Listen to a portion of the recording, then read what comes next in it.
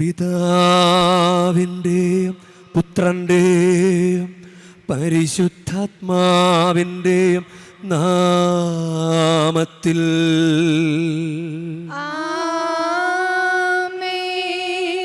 നമ്മുടെ കർത്താവായ യേശുക്രിസ്തുവിൻ്റെ കൃപയും പിതാവായ ദൈവത്തിൻ്റെ സ്നേഹവും പരിശുദ്ധാത്മാവിൻ്റെ സംസർഗവും നിങ്ങളോടു കൂടെ അങ്ങേ ആത്മാവോടും കൂടെ. ഈശോയിൽ സ്നേഹമുള്ളവരെ, നമുക്ക് ഭക്തിയോടുകൂടെ ഈ ബലി അർപ്പിക്കാം. ലൂക്കായുടെ സുവിശേഷം 7:35 ജ്ഞാനം ശരിയെന്ന് തെളിയുന്നത് അത് സ്വീകരിക്കുന്നവരിലൂടെയാണ്. ജ്ഞാനം ശരിയെന്ന് തെളിയുന്നത് അത് സ്വീകരിക്കുന്നവരിലൂടെയാണ്. ദൈവം നമ്മുടെ കൂടെ ഉണ്ട്, നമ്മൾ അനുഗ്രഹിക്കാൻ തയ്യാറാണ്. പക്ഷെ നമ്മളത് സ്വീകരിക്കുന്നത് പോലെ ഇരിക്കും കാര്യങ്ങളുടെ കിടപ്പ്. നമ്മൾ സ്വീകരിക്കുന്നത് പോലെ ഇരിക്കും. ഇന്നത്തെ സുവിശേഷത്തിൽ ഈശോ ഒരു പിശാച് ബാധിതനെ സുഖപ്പെടുത്തുന്നുണ്ട്. പക്ഷെ ഫരിസേയർ അവർ പറഞ്ഞു ഇവൻ പിശാചിൻ്റെ തലവനെ കൊണ്ടാണെന്ന്. അവർക്കത് സ്വീകരിക്കാൻ പറ്റിയില്ല. അപ്പോൾ ഈശോ എന്ത് ചെയ്തു? ഈശോ വേറെ വഴി പോയി. എന്നിട്ട് ഈശോ രോഗികളെയൊക്കെ സുഖപ്പെടുത്തി. അപ്പം ഇത് സ്വീകരിക്കുന്നത് പോലെയാണ്. നമ്മൾ ജ്ഞാനം ശരിയെന്ന് തെളിയുന്നത് അത് സ്വീകരിക്കുന്നവരിലൂടെയാണ്. മറിയം ഒരു മുറുമുറുപ്പും പെറുപെറുപ്പുമില്ലാതെ ഇതാ കർത്താവിൻ്റെ ദാസി എന്ന് പറഞ്ഞപ്പോൾ തന്നെ അത് അനുഗ്രഹമായി. ഈ പരിശുദ്ധ കുർബാന സമയത്ത്, ഈ തീർത്ഥാടനത്തിൻ്റെ വളരെ വലിയ ഹൈലൈറ്റായിട്ടുള്ള ഈ പരിശുദ്ധ ബലിയർപ്പണ സമയത്ത് നമുക്ക് അനുഗ്രഹം നിരവധിയാണ്. പക്ഷെ അത് നമ്മൾ സ്വീകരിക്കുന്നത് പോലെ ഇരിക്കും. അനുഗ്രഹം വേണോ എങ്കിൽ നമുക്ക് നന്നായി ബലിയർപ്പിക്കാം, നന്നായി സ്വീകരിക്കാം. കർത്താവിൻ്റെ കരുണയ്ക്ക് ഒരു കുറവുമില്ല, അതിലൊരു പോരായ്മയുമില്ല. അത് സ്വീകരിക്കാൻ നമ്മളെന്താ മടിക്കുന്നത്? നമുക്കത് സ്വീകരിക്കാം.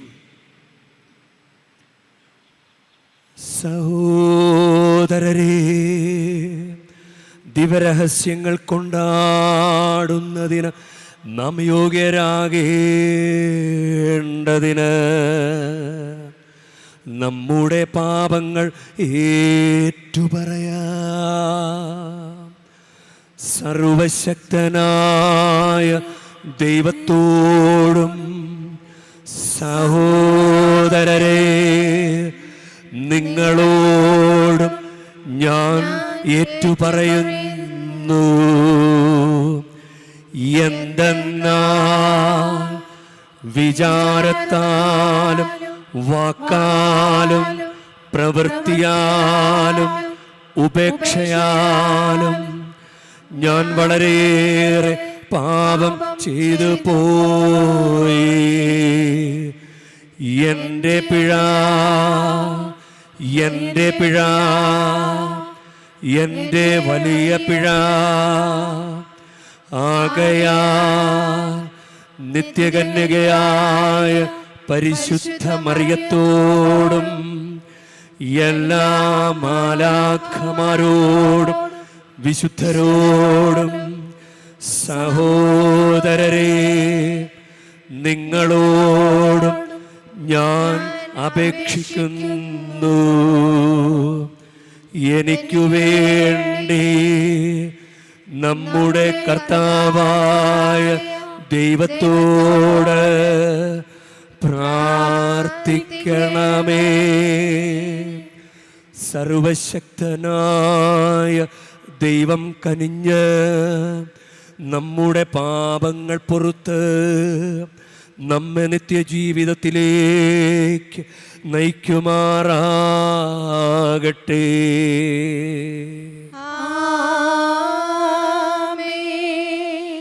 കർത്താവേ കനിയണമേ, കർത്താവേ കനിയണമേ, ക്രിസ്തുവേ കനിയണമേ, ക്രിസ്തുവേ കനിയണമേ, കർത്താവേ കനിയണമേ, കർത്താവേ കനിയണമേ. നമുക്ക് പ്രാർത്ഥിക്കാം. ദൈവമേ, അധപതിച്ച ലോകത്തെ അങ്ങേ പുത്രൻ്റെ താഴ്മയാലങ്ങ് സമുദ്ധരിച്ചുവല്ലോ. അങ്ങേ വിശ്വാസികൾക്ക് ദിവ്യാനന്ദം നൽകണമേ. അങ്ങനെ പാപത്തിൻ്റെ അടിമത്തത്തിൽ നിന്ന് അങ്ങ് മോചിപ്പിച്ച ഞങ്ങളെ നിത്യമായ സന്തോഷത്താൽ ആഹ്ലാദിക്കുവാൻ ഇടയാക്കണമേ. അങ്ങയോടുകൂടെ പരിശുദ്ധാത്മാവുമായുള്ള ഐക്യത്തിൽ എന്നെന്നും ദൈവമായി ജീവിച്ചു വാഴുന്ന ഞങ്ങളുടെ കർത്താവും അങ്ങയുടെ പുത്രനുമായ യേശു ക്രിസ്തു വഴി ഞങ്ങൾ സമർപ്പിക്കുന്ന പ്രാർത്ഥന കേട്ടരുളേണമേ.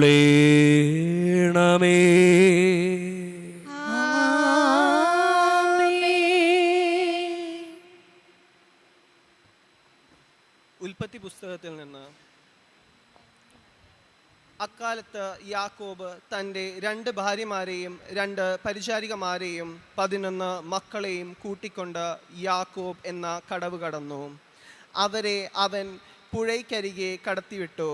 തൻ്റെ സമ്പാദ്യം മുഴുവൻ അക്കരെ എത്തിച്ചു. യാക്കോബ് മാത്രം ഇക്കരെ നിന്നു. അവിടെ വെച്ച് ഒരാൾ നേരം പുലരുന്നതുവരെ അവനുമായി മൽപ്പിടുത്തം നടത്തി. കീഴ്പ്പെടാൻ സാധ്യമല്ലെന്ന് കണ്ടപ്പോൾ അവൻ യാക്കോബിൻ്റെ അരക്കെട്ടിൽ തട്ടി. മൽപ്പിടുത്തത്തിനിടയിൽ യാക്കോബിൻ്റെ തുട അരക്കെട്ടിൽ നിന്നും തെറ്റി. അവൻ പറഞ്ഞു, നേരം പുലരുകയാണ്, ഞാൻ പോകട്ടെ. യാക്കോബ് മറുപടി പറഞ്ഞു, എന്നെ അനുഗ്രഹിച്ചിട്ടല്ലാതെ അങ്ങേ ഞാൻ വിടുകയില്ല. അവൻ ചോദിച്ചു, നിന്റെ പേര് എന്താണ്? യാക്കോബ് അവൻ മറുപടി പറഞ്ഞു.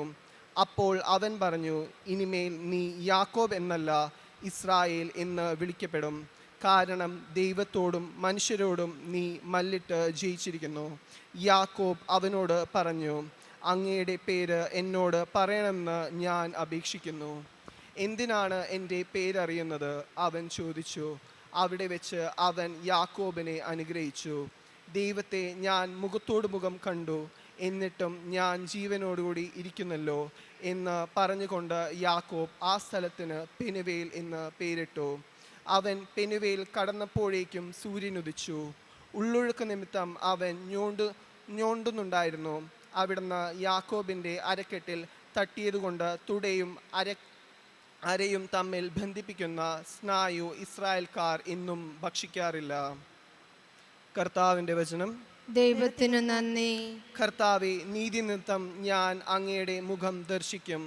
കർത്താവേ, കർത്താവേ, നീതി നിമിത്തം ഞാൻ അങ്ങയുടെ മുഖം ദർശിക്കും. കർത്താവേ, എൻ്റെ ന്യായം കേൾക്കണമേ, എൻ്റെ നിലവിളി ശ്രദ്ധിക്കണമേ. നിഷ്കപടമായ എൻ്റെ അധരങ്ങളിൽ നിന്നും പ്രാർത്ഥന ശ്രവിക്കണമേ.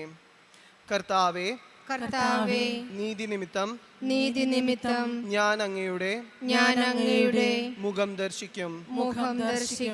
എൻ്റെ വിധി അങ്ങയുടെ സന്നിധിയിൽ നിന്നും പുറപ്പെടട്ടെ. അങ്ങയുടെ കണ്ണ് ന്യായം കാണുമാറാകട്ടെ. അവിടുന്ന് എൻ്റെ ഹൃദയം പരിശോധിച്ചാൽ എന്നിൽ തിന്മ കണ്ടെത്തുകയില്ല. കർത്താവേ, നീതി നിമിത്തം ഞാൻ അങ്ങയുടെ മുഖം ദർശിക്കും. ഞാൻ അങ്ങയെ വിളിച്ചപേക്ഷിക്കുന്നു. ദൈവമേ, അങ്ങ് എനിക്കുത്തരമരുളും. അങ്ങ് ചെവി ചായ്ച്ച് എൻ്റെ വാക്കുകൾ ശ്രവിക്കണമേ. തൻ്റെ വലതു കൈയിൽ അഭയം തേടുന്നവരെ ശത്രുക്കളിൽ നിന്നും കാത്തുകൊള്ളുന്ന രക്ഷക, അങ്ങയുടെ കാരുണ്യം വിസ്മയകരമായി പ്രദർശിപ്പിക്കണമേ. കർത്താവേ, നീതി നിമിത്തം ഞാൻ അങ്ങയുടെ മുഖം ദർശിക്കും. കണ്ണിൻ്റെ കൃഷ്ണമണി പോലെ എന്നെ കാത്തുകൊള്ളണമേ. നീതി നിമിത്തം ഞാൻ അങ്ങയുടെ മുഖം ദർശിക്കും. ഉണരുമ്പോൾ ഞാൻ അങ്ങയുടെ രൂപം കണ്ട് തൃപ്തിയടയും. കർത്താവേ, കർത്താവേ, നീതി നിമിത്തം നീതി നിമിത്തം ഞാൻ അങ്ങയുടെ മുഖം ദർശിക്കും. Hallelujah, hallelujah. കർത്താവ് അരുൾ ചെയ്യുന്നു, ഞാൻ നല്ല ഇടയനാണ്. ഞാൻ എനിക്കുള്ളവയെയും എനിക്കുള്ളവ എന്നെയും അറിയുന്നു. ഹല്ലേലൂയ.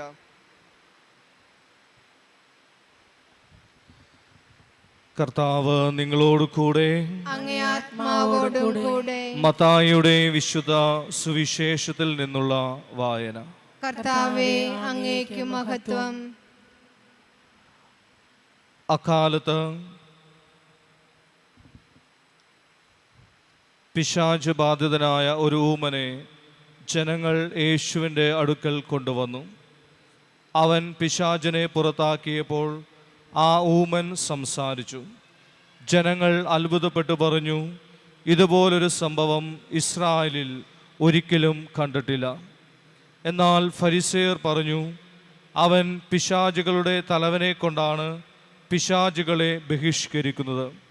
യേശു അവരുടെ സിനഗോഗുകളിൽ പഠിപ്പിച്ചും രാജ്യത്തിൻ്റെ സുവിശേഷം പ്രസംഗിച്ചും എല്ലാ രോഗങ്ങളും വ്യാധികളും സുഖപ്പെടുത്തിയും എല്ലാ നഗരങ്ങളിലും ഗ്രാമങ്ങളിലും ചുറ്റി സഞ്ചരിച്ചു.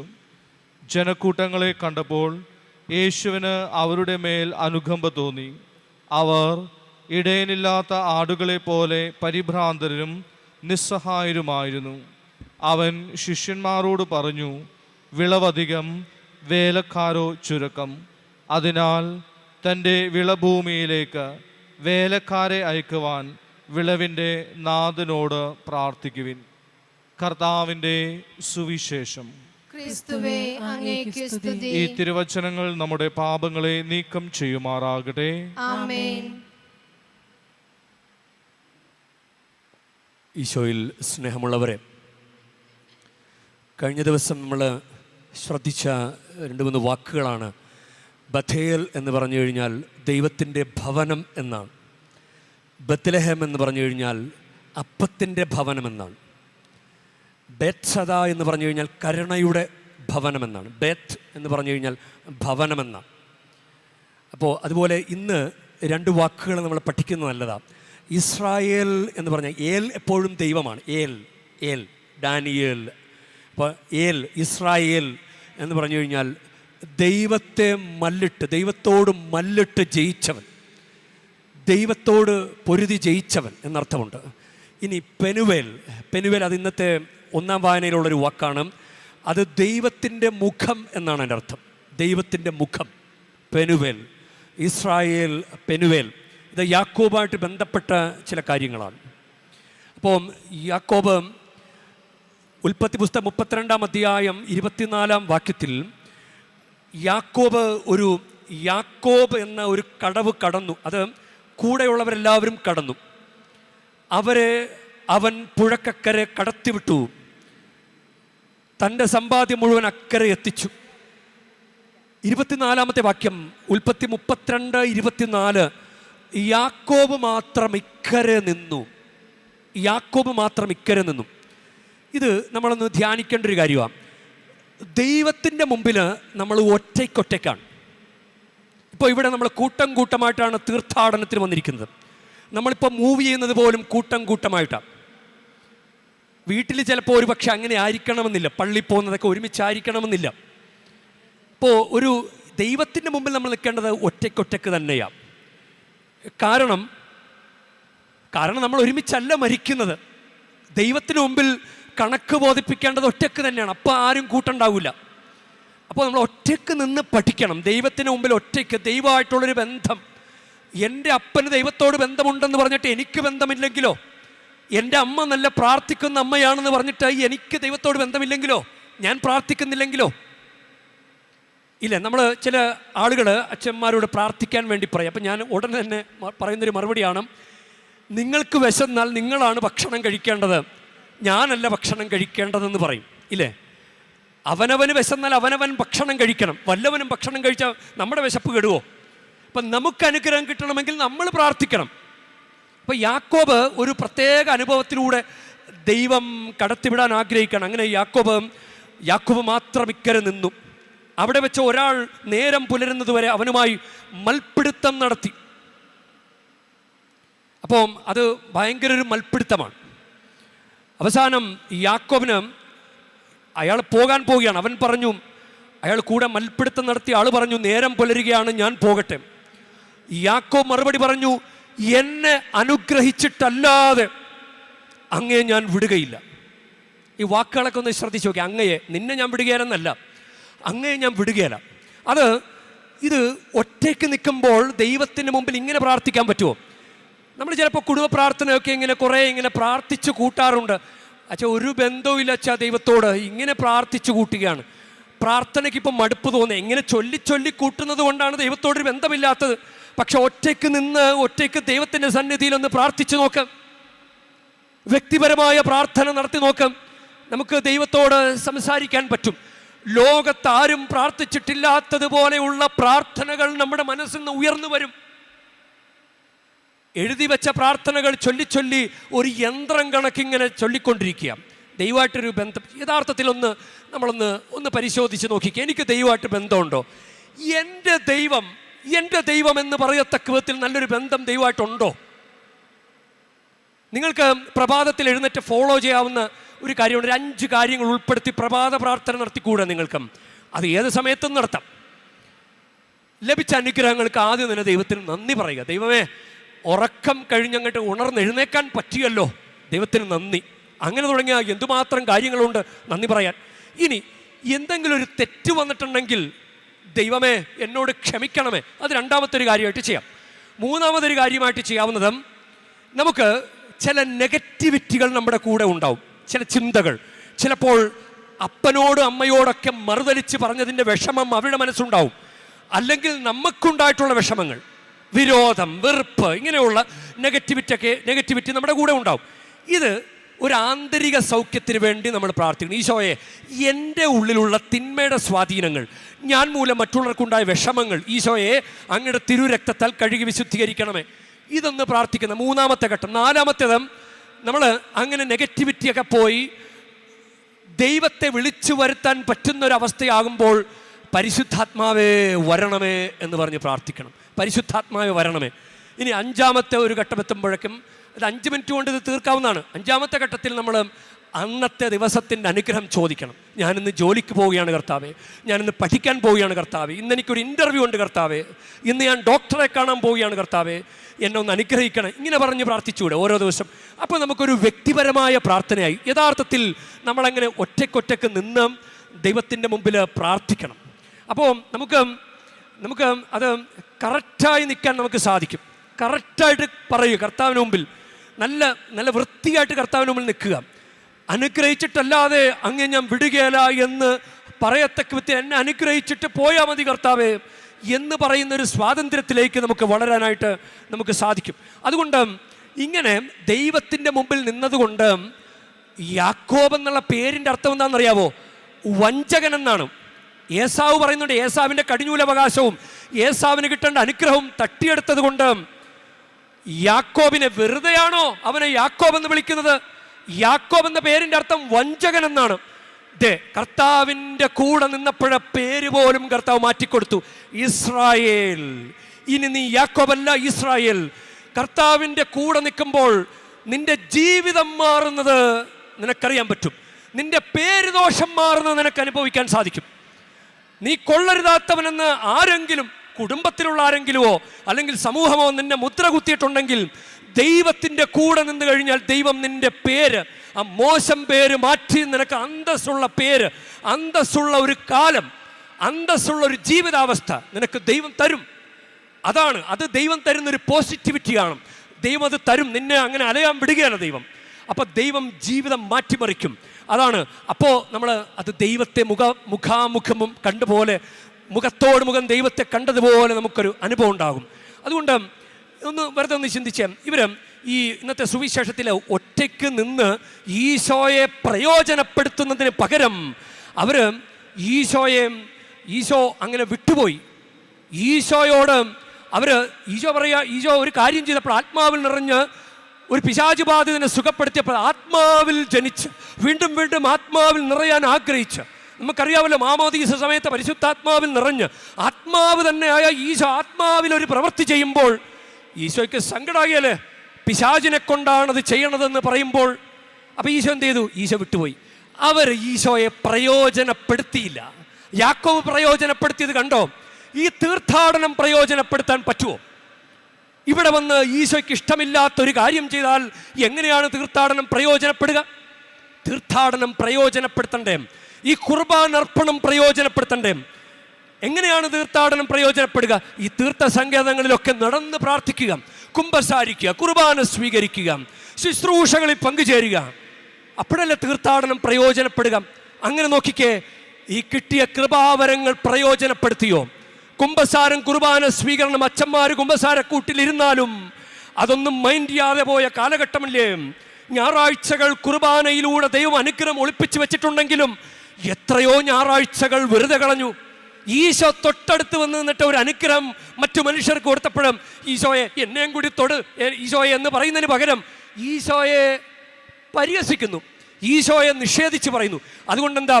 ഈശോ അവിടം വിട്ടുപോയി. ഈശോ അവിടം വിട്ടുപോയിട്ട് ഈശോ അങ്ങനെ ചുറ്റി സഞ്ചരിച്ച് യേശു അവരുടെ സിനഗോഗുകളിൽ പഠിപ്പിച്ചും രാജ്യത്തിൻ്റെ സുവിശേഷം പ്രസംഗിച്ചും എല്ലാ രോഗങ്ങളും വ്യാധികളും സുഖപ്പെടുത്തിയും എല്ലാ നഗരങ്ങളിലും ഗ്രാമങ്ങളിലും ചുറ്റി സഞ്ചരിച്ചു. ജനക്കൂട്ടങ്ങളെ കണ്ടപ്പോൾ യേശുവിന് അനുകമ്പ തോന്നി. കണ്ടോ, ഈശോയുടെ അനുകമ്പ നിറഞ്ഞ മുഖം കാണാൻ അവർക്ക് പറ്റിയില്ല. നീ ആഗ്രഹിക്കുന്നത് നിന്റെ കടബാധ്യതയോടെ, നിന്റെ കുഞ്ഞില്ലാത്ത അവസ്ഥയോടെ, നിന്റെ വിവാഹം നടക്കാത്ത അവസ്ഥയോടെ, കുടുംബത്തിലെ പ്രശ്നങ്ങളോടെ, കടബാധ്യതയോടെ, ജോലിയില്ലാത്ത അവസ്ഥയോടെ നിന്റെ ദൈവത്തിൻ്റെ അനുകമ്പയുടെ മുഖം കാണാൻ വേണ്ടിയല്ല നീ വന്നത്. നിനക്ക് ദൈവത്തിൻ്റെ അനുകമ്പയുടെ മുഖം കാണണ്ടേ? നിന്നെ നോക്കി അനുകമ്പയോടെ നോക്കുന്ന ദൈവത്തെ നിനക്ക് കാണണ്ടേ? നീ ദൈവത്തോട് ചേർന്ന് നിൽക്കും. ദൈവത്തോട് ചേർന്ന് നിന്നാൽ നിനക്ക് ദൈവത്തിൻ്റെ അനുകമ്പയുടെ മുഖം കാണാൻ സാധിക്കും. അതുകൊണ്ടാണ് ഒരു കരുണ നിറയാൻ വേണ്ടി പഠിക്കാൻ പറ്റിയൊരു വചനമാണ് ഈ നാളുകളിൽ എന്തെങ്കിലുമൊക്കെ തടസ്സം, ജോലി തടസ്സം, എന്തെങ്കിലുമൊക്കെ തടസ്സമുള്ളവർക്ക് പ്രാർത്ഥിക്കാൻ പറ്റിയ 2 വചനമാണ്. റോമ 9:16 മനുഷ്യൻ്റെ ആഗ്രഹമോ പ്രയത്നമോ അല്ല, ദൈവത്തിൻ്റെ ദയയാണ് എല്ലാറ്റിൻ്റെ അടിസ്ഥാനം. കർത്താവേ, കരുണയുടെ മുഖം എൻ്റെ പ്രവൃത്തിയോട് കാണിക്കണമേ. ഇനി ഭൂമിയുടെ ജ്ഞാനമെട്ട ഭൂമിയുടെ ഒരറ്റം മുതൽ മറ്ററ്റം വരെ ദൈവിക ജ്ഞാനം സ്വാധീനം ചെലുത്തുന്നു. ആ ദൈവിക ജ്ഞാനം എല്ലാം നന്നായി ക്രമപ്പെടുത്തുന്നു. കർത്താവെ, എൻ്റെ ജീവിതത്തിൽ ഒരു ദൈവികമായ ക്രമീകരണം തരണമേ. ദൈവികമായ ക്രമീകരണം ഇല്ലേ? മാനുഷികമായ ക്രമീകരണങ്ങൾക്ക് വേണ്ടി നടന്നില്ലേ? പല മാനുഷിക ചിന്തകളിലൂടെ നടന്നില്ലേ? എന്നിട്ട് എന്തായി? പക്ഷെ ദൈവത്തിൻ്റെ ക്രമീകരണം ഉന്നതമാണ്. ദൈവത്തിൻ്റെ ക്രമീകരണം, അതിനുവേണ്ടി പ്രാർത്ഥിക്കുക. അപ്പോൾ ചിലപ്പോൾ ഇവിടെ എല്ലാവർക്കും ആഗ്രഹം സിലബസ് പഠിക്കാൻ താല്പര്യമില്ല, എന്തെങ്കിലുമൊക്കെ പഠിക്കുക, അതാണ് പലരുടെയും ലക്ഷ്യം. നമ്മുടെ സിലബസിൽ, കത്തോലിക്ക വിശ്വാസ ജീവിതത്തിൻ്റെ സിലബസിൽ ഇല്ലാത്ത ചില കാര്യങ്ങൾ ചേർത്ത് വെച്ചിട്ടില്ല പലപ്പോഴും. നമ്മുടെ ഇവിടെ ഉള്ള ചില ദുരാചാരങ്ങൾ, ചരട് കെട്ടുക, തൊട്ടിൽ കെട്ടുക, താഴ്ത്ത് പൂട്ടുക, ഇത് കത്തോലിക്ക വിശ്വാസ ജീവിതത്തിൻ്റെ സിലബസിലുള്ള കാര്യമാണോ? ആ ഫരിസേരും നിയമജ്ഞരും ഈശോയെ കണ്ടപ്പോൾ പിറുപിറുത്തോണ്ടിരിക്കുന്നു. ഈ പിറുപിറുപ്പും മുറുമുറുപ്പും കത്തോലിക്ക വിശ്വാസ ജീവിതത്തിൻ്റെ സിലബസിലുള്ള കാര്യമാണോ? മറിയം ആ സ്കൂളിലൂടെ പോയതല്ലേ? ഇതാ കർത്താവിൻ്റെ ദാസി എന്നൊക്കെ പറഞ്ഞിട്ട് മറിയത്തിൻ്റെ സിലബസിലുള്ള കാര്യങ്ങൾ എന്താ? മറിയം കൃത്യമായിട്ട് സിലബസ് ഫോളോ ചെയ്താണ്. അതുകൊണ്ടാണ് മറിയം അനുഗ്രഹിക്കപ്പെട്ടത്. കൂടെ കുമ്പസാരിക്കുക, ഞായറാഴ്ച ആചരിക്കുക, കുടുംബ പ്രാർത്ഥന ചൊല്ലുക, കുർബാന സ്വീകരിക്കുക, ഇതൊക്കെയല്ലേ നമ്മുടെ സിലബസ്. അതൊന്നും ചെയ്യാതെ സിലബസിൽ ഉൾപ്പെടാത്ത എന്തെങ്കിലുമൊക്കെ നേരുക, ഒരു കണ്ടീഷനും ഇല്ലാതെ ദൈവം ഇതാ എൻ്റെ പ്രിയപുത്രൻ ഇതാ എന്ന് പറഞ്ഞിട്ട് ഈശോയെ തന്നിട്ട്, ഒരു കണ്ടീഷനും ഇല്ലാതെ ഈശോ നമുക്ക് വേണ്ടി മരിച്ചിട്ട് നമ്മളങ്ങോട്ട് കണ്ടീഷൻ വയ്ക്കുന്നു അല്ലേ? എനിക്കിന്നത് ചെയ്തു കഴിഞ്ഞാൽ ഞാൻ മുടി പഠിച്ചോളാം, ഞാൻ ഇന്നത് ചെയ്തു കഴിഞ്ഞാൽ മുട്ടിനിറങ്ങിക്കോളാം. സിലബസിലില്ലാത്ത കാര്യങ്ങളൊക്കെയാണ് നിങ്ങൾ പറയുന്നത്. ഇന്നത് ചെയ്തു കഴിഞ്ഞാൽ ഞായറാഴ്ച പള്ളി പോയിക്കോളാമെന്ന് പറയൂ. ഇന്നത് ചെയ്തു കഴിഞ്ഞാൽ ഞാൻ എല്ലാ മാസവും മുടങ്ങാതെ കുമ്പസാരിച്ചോളാമെന്ന് പറയൂ. സിലബസ് ഫോളോ ചെയ്യൂ. ഞാനിങ്ങനെ രാവിലെ കുമ്പസാരമൊക്കെ കഴിഞ്ഞ് റൂമിലേക്ക് പോകുന്ന വഴി ഞാൻ കണ്ടൊരു കാര്യമാണ്, അവിടെ സെൽഫി പോയിന്റ് ഉണ്ട്. നിങ്ങൾ ശ്രദ്ധിച്ചു കാണും സെൽഫി പോയിന്റ്. അപ്പം ചില ആളുകൾ ഭയങ്കര കെട്ടിപ്പിടുത്തം, സ്നേഹം, ഭയങ്കര പരിപാടി. ആ രൂപം എത്ര നാൾ അവിടെ ഉണ്ടാകുമെന്ന് സംശയിക്കുകയാണ്. കാരണം പലരും തൊട്ട് അഴുക്കൊക്കെ ആക്കുന്നുണ്ട്. യഥാർത്ഥത്തിൽ ഭയഭക്തിയോടെ നിന്ന് ഈശോയെ എനിക്കങ്ങേ തൊടാൻ പോലുള്ള യോഗ്യതയില്ല കർത്താവേ എന്ന് പറഞ്ഞ് നിൽക്കേണ്ട കാര്യമല്ലേ അത്? അപ്പോൾ ഒരു കൊച്ചിനെ എടുത്ത് ഈശോയുടെ മടിയിലൊക്കെ കയറ്റി വയ്ക്കുന്നു. അങ്ങനെ ഇവിടെ വരുന്ന എല്ലാ തീർത്ഥാടകരും എന്തെങ്കിലുമൊക്കെ തോന്നിയവാസമൊക്കെ കാണിക്കാൻ പോയാൽ എന്തായിരിക്കും? Don't play with Jesus. ആ ഫരിസേയര് ഇന്ന് ഈശോയോട് കളിക്കുന്നു, തമാശ പറയുന്നു. ഈശോ സീരിയസ് ആയിട്ടൊരു കാര്യം ചെയ്യുമ്പോൾ ഡോണ്ട് പ്ലേ വിത്ത് ജീസസ്. യാക്കോബിന്റെ മൽപ്പിടുത്തം പോലെ അല്ല, തമാശ കളിക്കരുത്. വിശ്വാസ കാര്യം വെച്ചിട്ട് തമാശ കളിക്കരുത്. Don't play with Jesus. ജീസസിനെ ഉപയോഗപ്പെടുത്തൂ. നീ ജീസസിനെ വെച്ച് തമാശ കളിക്കുന്നോ? നിന്റെ ജീവിതം ജീസസിനെ വെച്ച് തമാശ കളിക്കാനുള്ളതാണോ? ഒരുക്കമില്ലാതെ കുർബാന സ്വീകരിക്കുന്നത് നീ ജീസസിനെ വെച്ച് തമാശ കളിക്കല്ലേ? നീ കുമ്പസാരിക്കാതെ കുർബാന സ്വീകരിക്കാതെ നടക്കുന്നത്, സഭയിലൂടെ ഒരു ചിട്ടവട്ടം തന്നിട്ട് അത് ഫോളോ ചെയ്യാത്തത്, അത് ജീസസിനെ വെച്ച് സഭയെ വെച്ച് നീ തമാശ കളിക്കല്ലേ? ഞാൻ ഇനി ചെയ്തോളാം എന്ന് പറഞ്ഞ് എത്ര തവണ ഈശോയെ പറ്റിച്ചു. എന്നിട്ട് ചെയ്തോ? എന്നിട്ട് ഈശോ തന്ന കൃപാവരം കുംഭസാരത്തിലൂടെ ഈശോയുടെ കുരിശു മരണത്തിന്റെ യോഗ്യതയാൽ കിട്ടുന്ന പ്രസാദവരം വെറുതെ പന്നിക്കൂട്ടിൽ വലിച്ചെറിയുന്ന കണക്ക് പോയില്ലേ? പ്രയോജനപ്പെടുത്തു. Don't play with Jesus. അതുകൊണ്ടാണ് ലൂക്കായുടെ സുവിശേഷം 7:35 ജ്ഞാനം ശരിയെന്ന് തെളിയുന്നത് അത് സ്വീകരിക്കുന്നവരിലൂടെയാണ്. ജ്ഞാനം ശരിയെന്ന് തെളിയുന്നത് അത് സ്വീകരിക്കുന്നവരിലൂടെയാണ്. അത് നമുക്കൊണ്ട് പ്രത്യേകം പ്രാർത്ഥിക്കാം. മറിയം എത്ര സുന്ദരമായിട്ടാണ് ഇത് ചെയ്തത്. മാതാവ് ഈശോയെ സ്വീകരിച്ചത് എത്ര സുന്ദരമായിട്ടാണ്.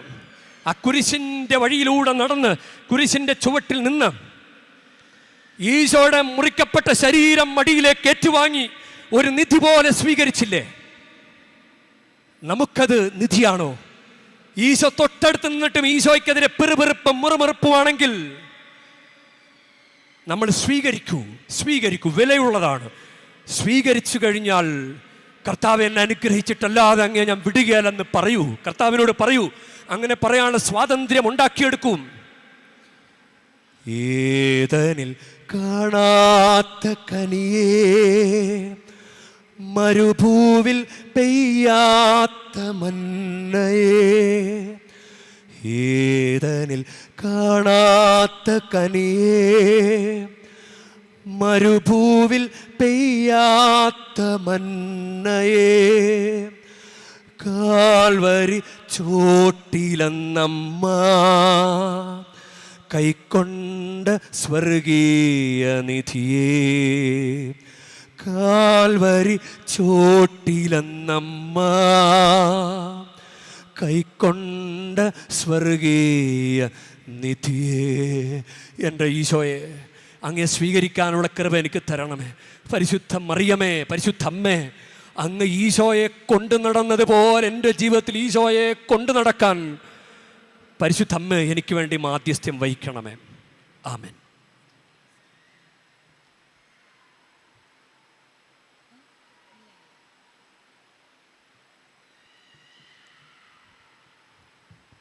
അപ്പവും വീഞ്ഞുമി അൾത്താരയിൽ നൽകാൻ കർത്താവേ ഞങ്ങളിതാ വരുന്നു. ആനന്ദത്തോടിവ സ്വീകരിച്ചൻപോടെ ആശീർവദിക്കൂ തമ്പുരാനേ.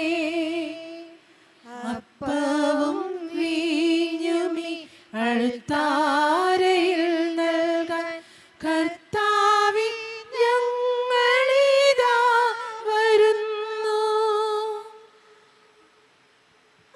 പ്രിയ സഹോദരരെ, എൻ്റെയും നിങ്ങളുടെയും ബലി സർവശക്തനും പിതാവുമായ ദൈവത്തിന് സ്വീകാര്യമാകുവാൻ വേണ്ടി നിങ്ങൾ പ്രാർത്ഥിക്കുവൻ. കർത്താവ് തന്റെ നാമത്തിന്റെ സ്തുതിക്കും മഹിമയ്ക്കും നമ്മുടെയും അവിടുത്തെ തിരുസഭ മുഴുവന്റെയും നന്മയ്ക്കുമായി അങ്ങേ കരങ്ങളിൽ നിന്ന് ഈ ബലി സ്വീകരിക്കുമാറാകട്ടെ. കർത്താവേ, അങ്ങേ നാമത്തിന് പ്രതിഷ്ഠിതമായിരിക്കുന്ന ഈ അർപ്പണം ഞങ്ങളെ ശുദ്ധീകരിക്കുകയും അനുദിനം സ്വർഗീയ ജീവിത തലത്തിലേക്ക് ഞങ്ങളെ എത്തിക്കുകയും ചെയ്യുമാറാകട്ടെ. ഞങ്ങളുടെ കർത്താവായ ക്രിസ്തു വഴി ഞങ്ങൾ സമർപ്പിക്കുന്ന പ്രാർത്ഥന കേട്ടരുളേണമേ.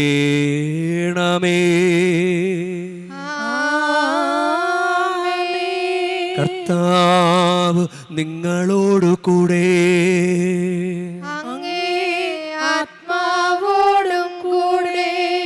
ഹൃദയങ്ങൾ ഉയർത്തുവിൻ. കർത്താവിലേക്ക് ഞങ്ങൾ ഉയർത്തിയിരിക്കുന്നു. നമ്മുടെ കർത്താവായ ദൈവത്തിന് നന്ദി പ്രകാശിപ്പിക്കാം. അതുചിതവും ന്യായവുമത്രേ. കർത്താവേ, പരിശുദ്ധനായ പിതാവേ, സർവശക്തനും നിത്യനുമായ ദൈവമേ, ഞങ്ങളുടെ കർത്താവായ ക്രിസ്തു വഴി എങ്ങും എപ്പോഴും അങ്ങേക്ക് ഞങ്ങൾ കൃതജ്ഞത അർപ്പിക്കുന്നത് യഥാർത്ഥത്തിൽ ഉചിതവും ന്യായവും യോഗ്യവും രക്ഷാകരവുമാണല്ലോ. വഴിതെറ്റിയ മനുഷ്യരോട് അലിവ് തോന്നി അവിടുന്ന് കന്യകയിൽ നിന്ന് ജാതനാകാൻ തിരുവുള്ളമായി. അവിടുന്ന് കുരിശിലെ പീഡകൾ സഹിച്ച് നിത്യമരണത്തിൽ നിന്ന് ഞങ്ങളെ മോചിപ്പിക്കുകയും മരണത്തിൽ നിന്ന് ഉത്ഥാനം ചെയ്ത് ഞങ്ങൾക്ക് നിത്യജീവൻ നൽകുകയും ചെയ്തു. ആകയാൽ എല്ലാ മാലാഖമാരോടും വിശുദ്ധരോടും ചേർന്ന് അങ്ങയുടെ മഹത്വത്തെ പ്രകീർത്തിച്ചുകൊണ്ട് ഞങ്ങളും താഴ്മയോടെ ആലപിക്കുന്നു. പരിശുദ്ധൻ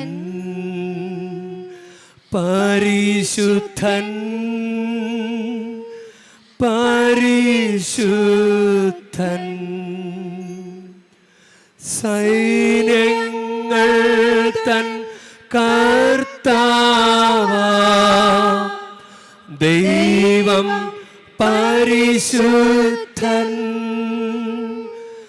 ദൈവം പരിശുദ്ധൻ.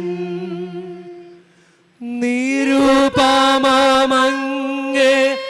മഹിമകളാ നിറഞ്ഞു മഹിയും വിണ്ടലവും. ഹോസാന ഹോസാന അത്യുന്നതങ്ങളെ ഹോസാന. കർത്താവിൻ തിരുനാമത്തിൽ വരുവോനേറ്റം ധന്യനുമാ. ഹോസാന ഹോസാന അത്യുന്നതങ്ങളിൽ ഹോസാന. കർത്താവേ,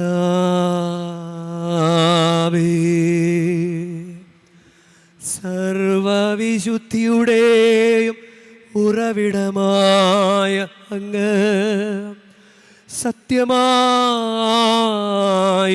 പരിശുദ്ധനാകുന്നു. ആകയാൽ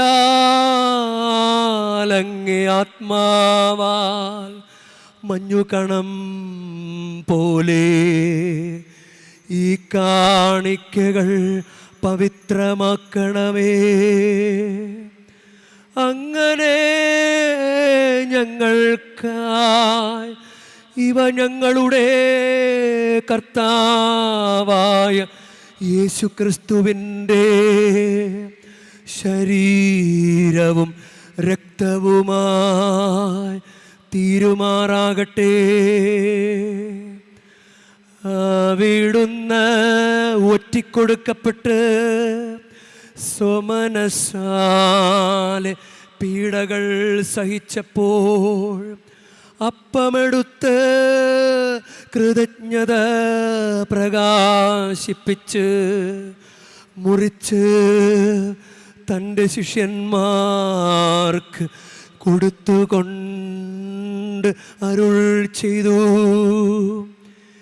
എല്ലാവരും ഇതിൽ നിന്ന് വാങ്ങി ഭക്ഷിക്കുവിൻ. എന്തെന്നാലിത് നിങ്ങൾക്കു വേണ്ടി അർപ്പിക്കാനിരിക്കുന്ന എൻ്റെ ശരീരമാകുന്നു.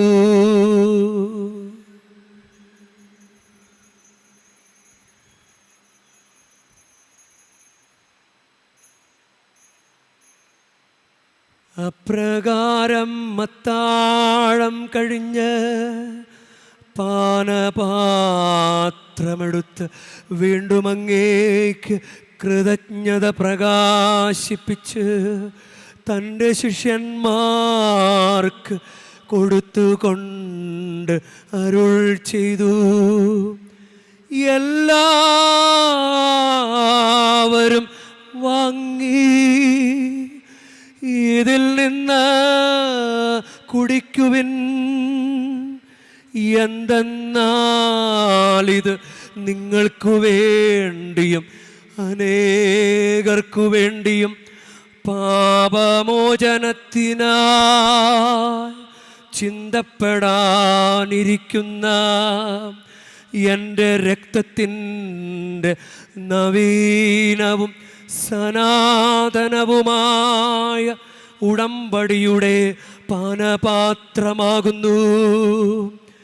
ഇതു നിങ്ങൾ എൻ്റെ ഓർമ്മയ്ക്കായി ചെയ്യുവിൻ.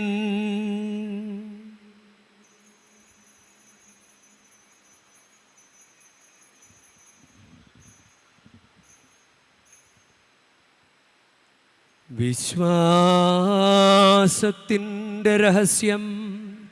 കർത്താവേ, അങ്ങ് വീണ്ടും വരുന്നതുവരെ അങ്ങേ മരണം ഞങ്ങൾ പ്രഖ്യാപിക്കുന്നു. അങ്ങേ ഉയർപ്പ് ഞങ്ങൾ ഏറ്റുപറയുന്നു. ആകയാൽ കർത്താവെ, അവിടുത്തെ മരണവും ഉയർപ്പും ഓർത്തുകൊണ്ട് അങ്ങേ തിരുമുൻപിൽ നിൽക്കുന്നതിനും അങ്ങേ പരിചരിക്കുന്നതിനും അർഹരാക്കി തീർത്തതിനും ഞങ്ങൾ നന്ദി പറഞ്ഞുകൊണ്ട് ജീവൻ്റെ അപ്പവും രക്ഷയുടെ പാനപാത്രവും ഞങ്ങളങ്ങേ കർപ്പിക്കുന്നു. ക്രിസ്തുവിൻ്റെ ശരീരത്തിലും രക്തത്തിലും പങ്കുചേരുന്ന ഞങ്ങളെ പരിശുദ്ധാത്മാവിൽ ഒന്നായി ചേർക്കണമെന്നും താഴ്മയോടെ ഞങ്ങൾ അപേക്ഷിക്കുന്നു.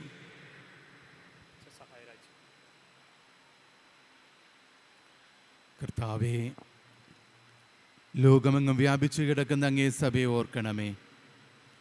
ഞങ്ങൾ ലയോ 14 പാപ്പയോടും ഞങ്ങളുടെ രൂപത അധ്യക്ഷനായ സഹായരാജ് മെത്രാനോടും വൈദിക ഗണത്തോടുമൊത്ത് സഭയെ അങ്ങ് സ്നേഹത്തിൻ്റെ പൂർണ്ണതയിലെത്തിക്കണമേ.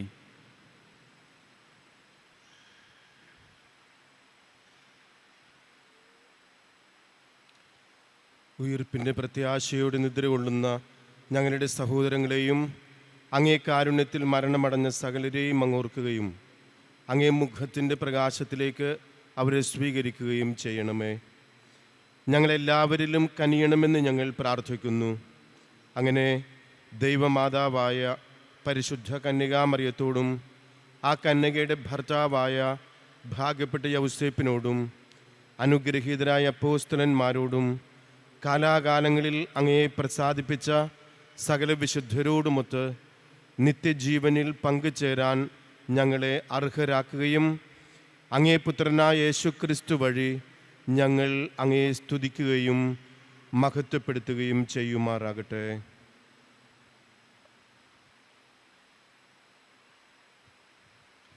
ക്രിസ്തുവിലൂടെ, ക്രിസ്തുവിനോടുകൂടെ, ക്രിസ്തുവിൽ തന്നെ സർവശക്തനായ ദൈവവും പിതാവുമായ അങ്ങേക്ക് പരിശുദ്ധാത്മാവുമായുള്ള ഐക്യത്തിൽ എല്ലാ ബഹുമതിയും മഹത്വവും എന്നുമെന്നേക്കും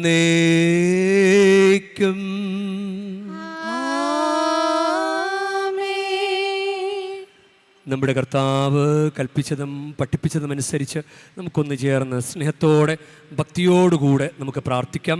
സ്വർഗസ്ഥനായ ഞങ്ങളുടെ പിതാവേ, അങ്ങേ നാമം പൂജിതമാകണമേ, അങ്ങേ രാജ്യം വരണമേ, അങ്ങേ തിരുമനസ് സ്വർഗത്തിലെ പോലെ ഭൂമിയിലും ആകണമേ. അന്നു വേണ്ട ആഹാരം ഇന്ന് ഞങ്ങൾക്ക് തരണമേ. ഞങ്ങളോട് തെറ്റ് ചെയ്യുന്നവരോട് ഞങ്ങൾ ക്ഷമിക്കുന്ന പോലെ ഞങ്ങളുടെ തെറ്റുകൾ ഞങ്ങളോടും ക്ഷമിക്കണമേ. ഞങ്ങളെ പ്രലോഭനത്തിൽ ഉൾപ്പെടുത്തരുതേ, തിന്മയിൽ നിന്ന് ഞങ്ങളെ രക്ഷിക്കണമേ. കർത്താവേ, എല്ലാ തിന്മകളിൽ നിന്ന് ഞങ്ങളെ മോചിപ്പിക്കണമേ. ഞങ്ങളുടെ ദിനങ്ങളിൽ സമാധാനം കനിവാർന്ന് നൽകണമേ. അനുഗ്രഹപൂർണമായ പ്രത്യാശയും ഞങ്ങളുടെ രക്ഷകനായ യേശുക്രിസ്തുവിൻ്റെ ആഗമനവും പ്രതീക്ഷിച്ചുകൊണ്ട് അങ്ങേ കരുണയുടെ സഹായത്താൽ ശക്തി പ്രാപിച്ച് ഞങ്ങളെപ്പോഴും പാപത്തിൽ നിന്ന് മോചിതരാവുകയും എല്ലാ വിപത്തുകളിൽ നിന്ന് സുരക്ഷിതരാവുകയും ചെയ്യുമാറാകട്ടെ. എന്തുകൊണ്ടെന്നാൽ ശക്തിയും മഹത്വവും എന്നേക്കും അങ്ങയുടേതാകുന്നു. സമാധാനം ഞാൻ നിങ്ങൾക്ക് നൽകുന്നു, എൻ്റെ സമാധാനം നിങ്ങൾക്ക് ഞാൻ തരുന്നുവെന്ന് അങ്ങേ അപ്പോസ്തലന്മാരോട് അരുൾ ചെയ്ത കർത്താവായ യേശുക്രിസ്തുവേ, ഞങ്ങളുടെ പാപങ്ങളല്ല പിന്നെയോ അങ്ങേ സഭയുടെ വിശ്വാസം തൃക്കൺ പാർത്ത് അങ്ങേ തിരുവുള്ളമനുസരിച്ച് സഭയ്ക്ക് സമാധാനവും ഐക്യവും നൽകുവാൻ കനിയണമേ. എന്നെന്നും ജീവിക്കുകയും വാഴുകയും ചെയ്യുന്ന അങ്ങ് ഈ പ്രാർത്ഥന കേട്ടരുളേണമേ.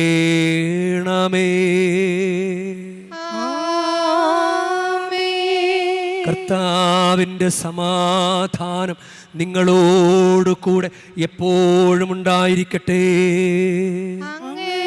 ആത്മാവോടും കൂടെ നിങ്ങൾ പരസ്പരം സമാധാനം ആശംസിക്കുവിൻ. ലോകത്തിൻ പാവങ്ങൾ നീക്കിയിടും ദൈവത്തിൻ കുഞ്ഞാടേ, ഞങ്ങളിൽ നീ കനിയണമേ. ലോകത്തിൻ പാപങ്ങൾ നീക്കിയിടും ദൈവത്തിൻ കുഞ്ഞാടേ, ഞങ്ങളിൽ നീ കനിയണമേ. ലോകത്തിൻ പാപങ്ങൾ നീക്കിയിടും ദൈവത്തിൻ കുഞ്ഞാടേ, ഞങ്ങൾക്കു ശാന്തി നൽകണമേ. ഇതാ ദൈവത്തിൻ്റെ കുഞ്ഞാട്, ഇതാ ലോകത്തിൻ്റെ പാപങ്ങൾ നീക്കുന്നവൻ. കുഞ്ഞാടിൻ്റെ വിരുന്നിന് ക്ഷണിക്കപ്പെട്ടിരിക്കുന്നവർ അനുഗ്രഹീതർ. കർത്താവേ, അങ്ങൻ്റെ ഭവനത്തിൽ പ്രവേശിക്കാൻ ഞാൻ യോഗ്യനല്ല. അങ്ങ് ഒരു വാക്ക് ഉച്ചരിച്ചാൽ മാത്രം മതി, എൻ്റെ ആത്മാവ് സുഖം പ്രാപിക്കും.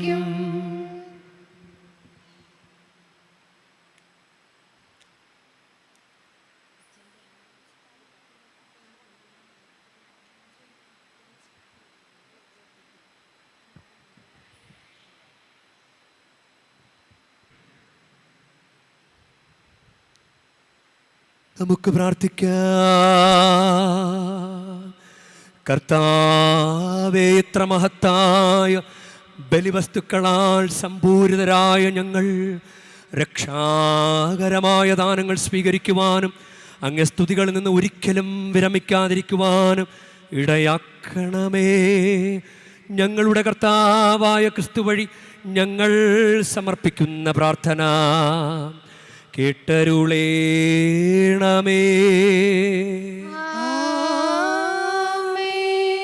കർത്താവ് നിങ്ങളോടു കൂടെ.